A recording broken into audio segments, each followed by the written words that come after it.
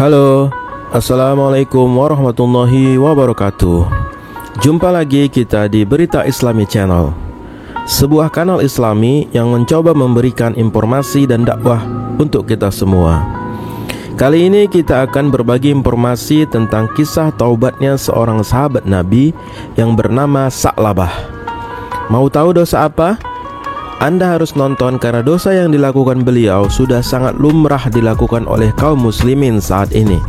Bedanya, sahabat Sa'labah melakukan secara tidak sengaja, tetapi sangat ketakutan. Sementara banyak kaum muslimin saat ini melakukannya tanpa merasa bersalah sedikit pun. Sebelumnya, jangan lupa like, subscribe, dan aktifkan lonceng notifikasi agar tidak ketinggalan konten Islami dari kami. Kisah berikut adalah kisah yang sangat luar biasa, yaitu kisah tobatnya salah satu sahabat Nabi yang bernama Sa'labah bin Abdurrahman radhiyallahu anhu. Sahabat Nabi yang satu ini masih muda. Beliau memiliki keimanan yang tertanam kuat di hatinya. Pada zaman dahulu, tidak ada kamar mandi di dalam rumah. Orang-orang yang hendak buang hajat atau mandi biasanya pergi ke padang pasir. Suatu waktu, Sa'labah keluar dari rumah dan tanpa sengaja melewati tempat mandi seorang wanita Ansor, di mana wanita Ansor ini terkenal dengan kecantikan dan kulitnya yang putih bersih. Ketika itu, tempat mandi laki-laki dan perempuan dipisahkan dengan pelepah-pelepah kurma. Meskipun tempat wanita tertutup, ada suatu celah kecil di antara pelepah-pelepah tersebut. Maka ketika Sa'labah lewat, ia sekilas melihat wanita tersebut dan hatinya langsung merasa terganggu. Sebenarnya ia tidak bermaksud mengintip, namun hanya sepintas melihat tanpa sengaja. Setelah kejadian itu, tubuh beliau gemetar. Otot-ototnya terasa lemas dan ia merasa sangat bersalah. Sa'labah kemudian naik ke sebuah bukit, yaitu bukit tinggi di sekitar Madinah, dan beliau tinggal di sana selama 40 hari. Beliau melakukan taubat dan meminta ampunan kepada Allah.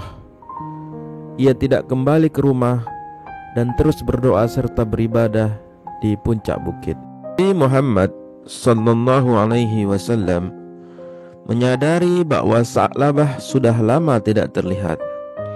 Kemudian malaikat Jibril datang kepada Nabi sallallahu alaihi wasallam dan menyampaikan bahwa Sa'labah sedang berada di atas gunung, merasa sangat bersalah atas dosa yang beliau perbuat. Nabi Muhammad sallallahu alaihi wasallam segera mengutus beberapa sahabat untuk mencari dan membawa Sa'labah kembali. Ketika Sa'labah dibawa ke masjid, ia ketakutan dan wajahnya terlihat pucat. Nabi lalu bertanya, "Ada apa denganmu, wahai sahabat?" Sa'labah menjawab, "Ya Rasulullah, saya telah melakukan dosa besar." Nabi Muhammad menenangkannya dengan mengatakan bahwa rahmat Allah sungguh sangat luas. Namun, Sa'labah tetap merasa hatinya tidak tenang. Ketika sholat didirikan, ia ikut dalam sholat bersama Nabi sallallahu alaihi wasallam dan para sahabat. Saat Nabi membaca ayat tentang neraka, Sa'labah jatuh pingsan karena rasa takut dan penyesalan. Setelah sholat selesai, para sahabat membangunkannya. Nabi Muhammad sallallahu alaihi wasallam kemudian menenangkannya kembali.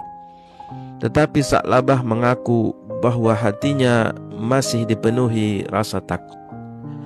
Sa'labah kemudian berkata kepada Nabi, "Ya Rasulullah, Sejak kejadian itu, saya merasa tulang-tulang dan otot-otot saya seperti kesemutan, dan saya selalu ketakutan. Nabi menegaskan kembali bahwa rahmat Allah sungguh sangat luas dan memintanya untuk memohon ampunan kepada Allah. Tak lama kemudian, malaikat Jibril datang dan menyampaikan wahyu kepada Nabi bahwa Allah telah memaafkan Sa'labah. Bukan hanya dosa yang ia sesali saat ini, tapi seluruh dosa-dosanya. Mendengar kabar itu, Sa'labah merasa sungguh sangat bahagia, tersenyum dan bertakbir. Lalu tak lama kemudian beliau pun meninggal dunia. Innalillahi wa inna ilaihi raji'un. Ketika Sa'labah wafat, Nabi Muhammad sallallahu alaihi wasallam segera memerintahkan agar jenazahnya diurus dan dikebumikan. Saat jenazah dibawa ke pemakaman, Nabi Muhammad berjalan sambil mengangkat sedikit langkah kakinya. Para sahabat bertanya, "Ya Rasulullah, mengapa Anda berjalan seperti itu?"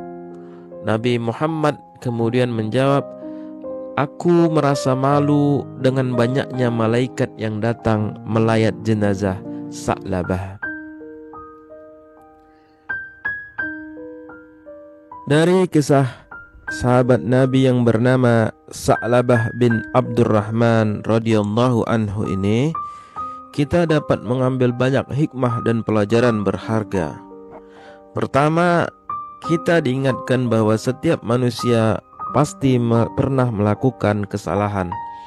Namun yang terpenting adalah bagaimana kita menyikapi kesalahan tersebut dengan rasa penyesalan yang mendalam dan melakukan taubat yang sungguh-sungguh. Sa'labah mengajarkan bahwa tidak ada dosa yang terlalu besar untuk diampuni, asalkan kita datang kepada Allah dengan hati yang tulus dan ikhlas. Rahmat dan ampunan Allah jauh lebih luas dari dosa apapun yang kita perbuat. Kisah ini juga mengajarkan betapa pentingnya menjaga hati dan pandangan kita dari hal-hal yang tidak seharusnya dilihat. Bahkan sekedar pandangan sekilas bisa mempengaruhi ketenangan jiwa. Seperti yang dialami sahabat Nabi Sa'labah ini, ia merasa sangat bersalah meski tidak sengaja melihat sesuatu yang terlarang. Hal ini menunjukkan betapa mulianya hati seorang sahabat Nabi yang takut kepada Allah dan segera bertaubat meskipun kesalahannya tampak kecil. Lalu, bagaimana dengan kita yang hidup di zaman saat ini? Zaman yang sangat mudah sekali mengakses hal-hal yang diharamkan atas pandangan kita. Begitu banyaknya situs, grup, dan juga percakapan di media sosial yang menggumbar aurat lawan jenis. Belum lagi pergaulan muda-mudi zaman sekarang yang tidak hanya memandang bahkan menyentuh. Na'udzubillahi min zalik. Ya Allah, ampunilah dosa-dosa kami. Ampunilah dosa-dosa kami. Ampunilah dosa-dosa kami. Semoga kisah ini menjadi inspirasi bagi kita untuk senantiasa menjaga hati, bertaubat dengan sungguh-sungguh, dan tidak pernah berputus asa dari rahmat Allah. Mari kita jadikan setiap kesalahan sebagai pengingat agar kita lebih mendekatkan diri kepadanya dan terus memperbaiki diri setiap hari. Terima kasih sudah menyimak hingga akhir. Jika Anda merasa kisah ini bermanfaat, jangan lupa untuk like, subscribe, dan aktifkan lonceng notifikasi agar Anda tidak ketinggalan video-video inspiratif lainnya. Dukungan Anda sangat berarti bagi kami untuk terus menyajikan konten berkualitas yang membangun iman dan motivasi. Sampai jumpa di video selanjutnya. Semoga kita senantiasa dalam lindungan dan rahmat Allah Subhanahu wa ta'ala.